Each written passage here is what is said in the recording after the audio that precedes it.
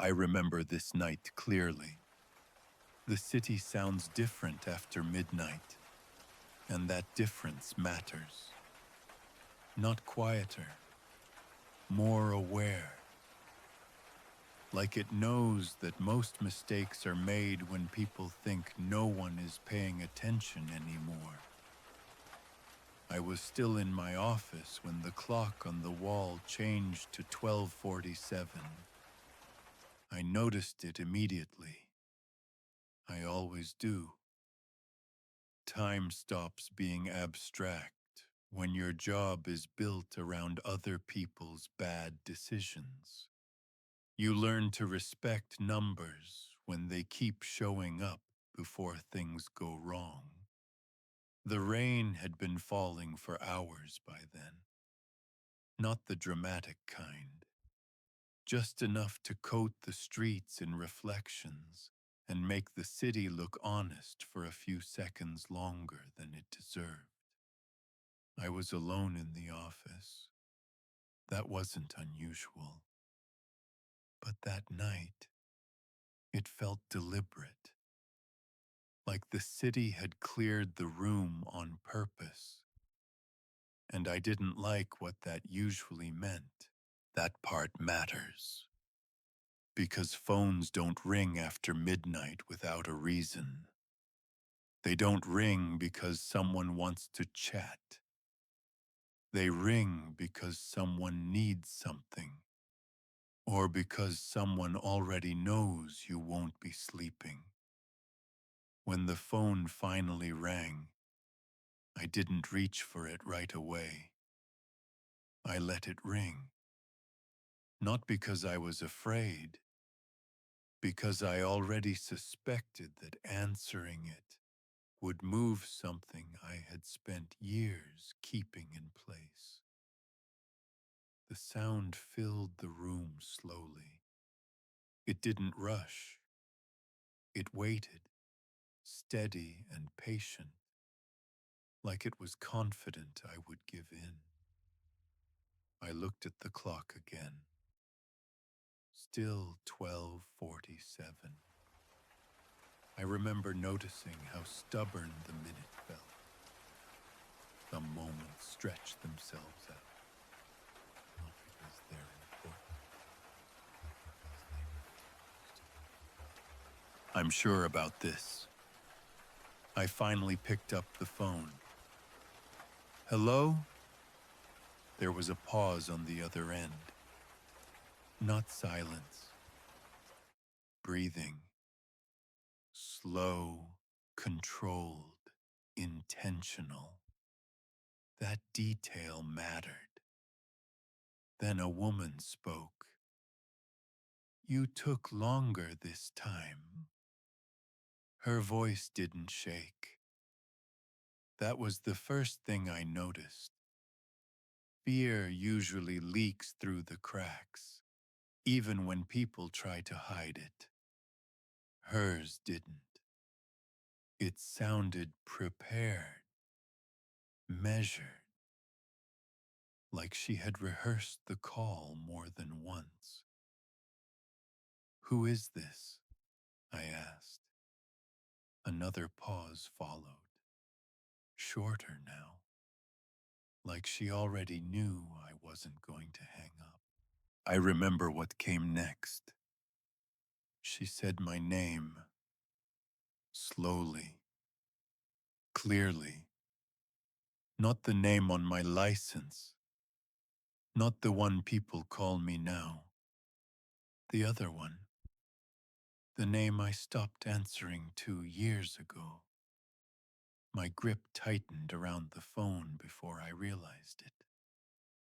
I think you have the wrong number, I said. She laughed, quietly, but not softly, like the sound belonged somewhere far away from the room I was standing in. That's exactly what you said before, she replied. The rain tapped against the window behind me, slow, persistent, impossible to ignore. before I could say anything else, the line went. I didn't hang up right away. I stayed where I was, holding the phone, even though the call was already over. That mattered more than I wanted to admit. People think silence ends when the sound stops. It doesn't. Sometimes it's just getting started. I put the phone down slowly, not because I was being careful, because moving too fast felt like admitting something I wasn't ready to name yet. I walked to the window and looked down at the street. The rain was still falling. Cars passed by without stopping. Everyone had somewhere else to be. That was the first time it crossed my mind that maybe I didn't. I checked the number she had called from. Nothing useful. No name. No location. Just my own reflection in the dark glass of the screen. I didn't like what it showed me. I didn't hang up right away. I stayed where I was, holding the phone, even though the call was already over. That mattered more than I wanted to admit. People think silence ends when the sound stops. It doesn't. Sometimes it's just getting started. I put the phone down slowly, not because I was being careful, because moving too fast felt like admitting something I wasn't ready to name yet. I walked to the window and looked down at the street. The rain was still falling. Cars passed by without stopping. Everyone had somewhere else to be. That was the first time it crossed my mind that maybe I didn't. I checked the number she had called from. Nothing useful. No name. No location. Just my own reflection in the dark glass of the screen. Didn't like what it showed me. I'm sure about this. The name wasn't there. That should have been a relief. It wasn't. Because what bothered me wasn't what I found. It was what I didn't. I remembered pieces instead of facts. A hallway. A late night. Someone waiting while I decided how much truth to tell. Those memories didn't come with faces. Just wait. I closed the notebook and rested my hand on the cover. Some mistakes don't announce themselves when you make them.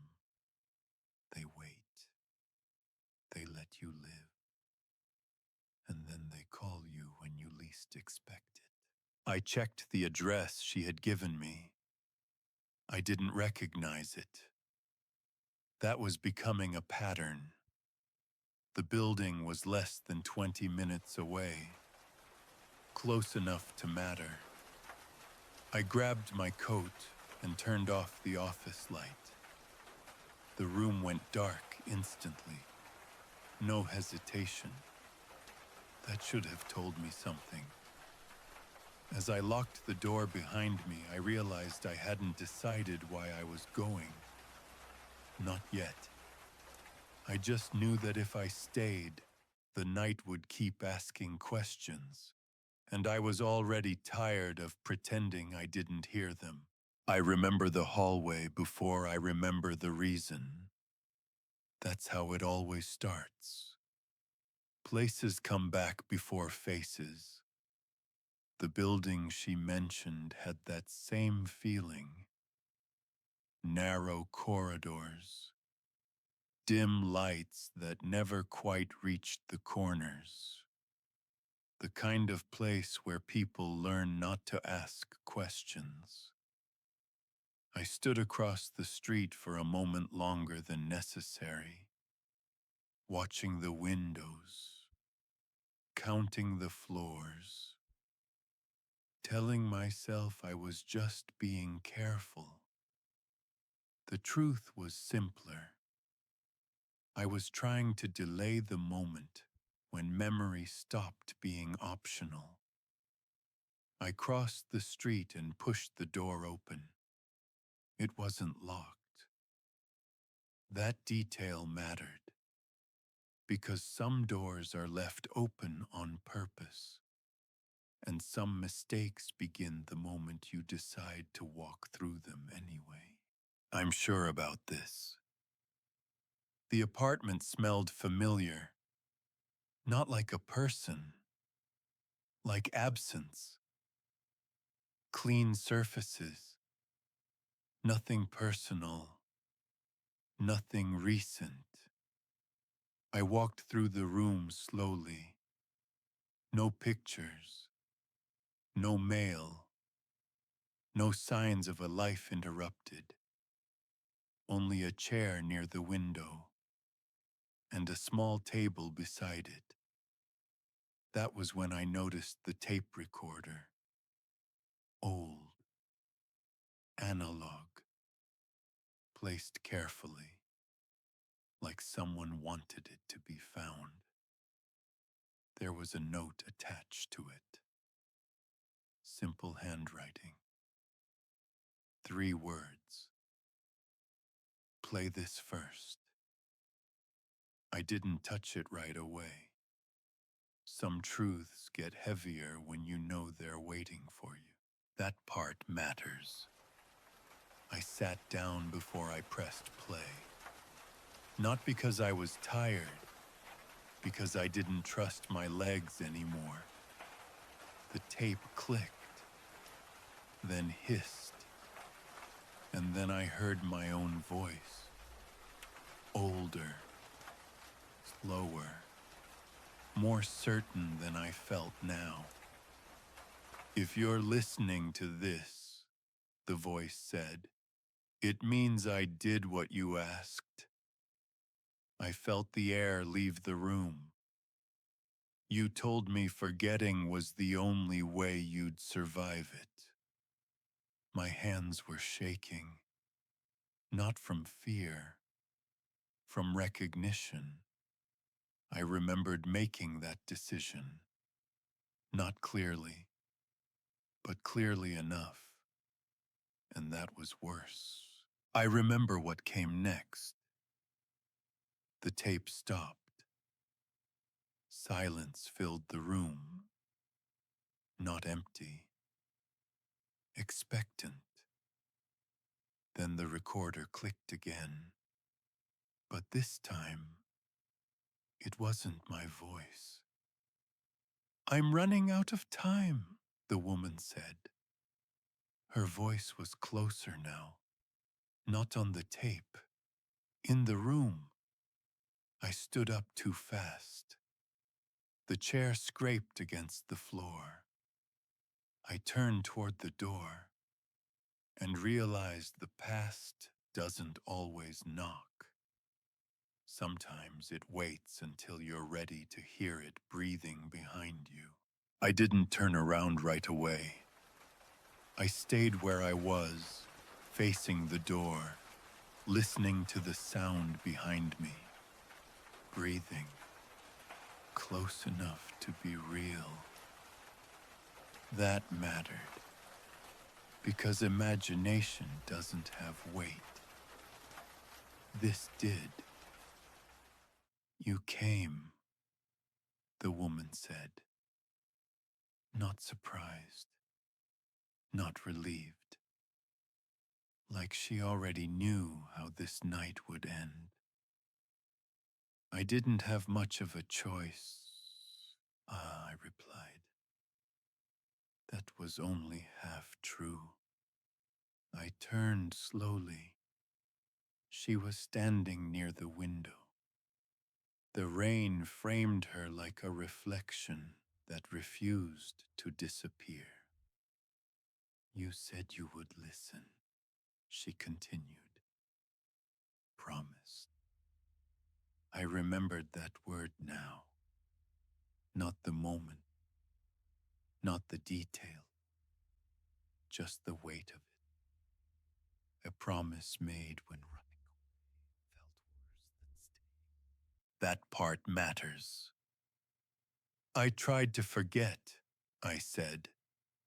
She nodded. Of course you did. She stepped closer. I noticed the way she kept her distance.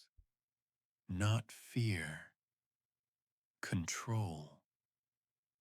For you, forgetting was mercy, she said. For me, it was a sentence.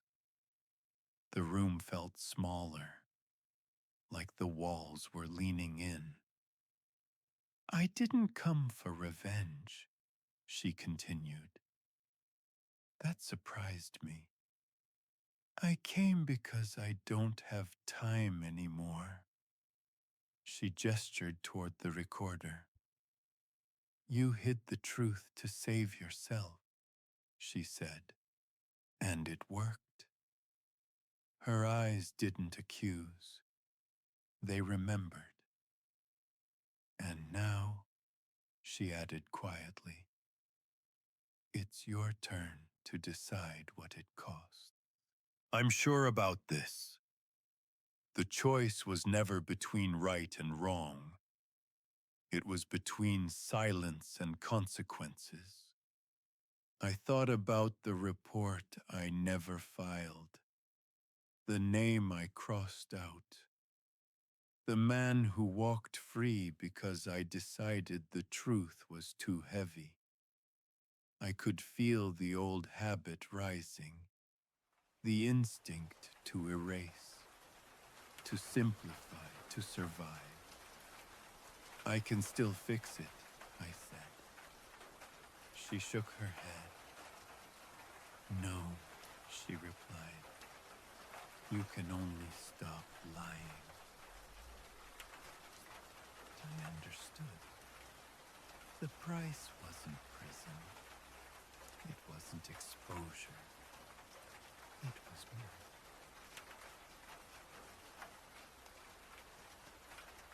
I remember what I did next. I reached for my phone. Not to call the police.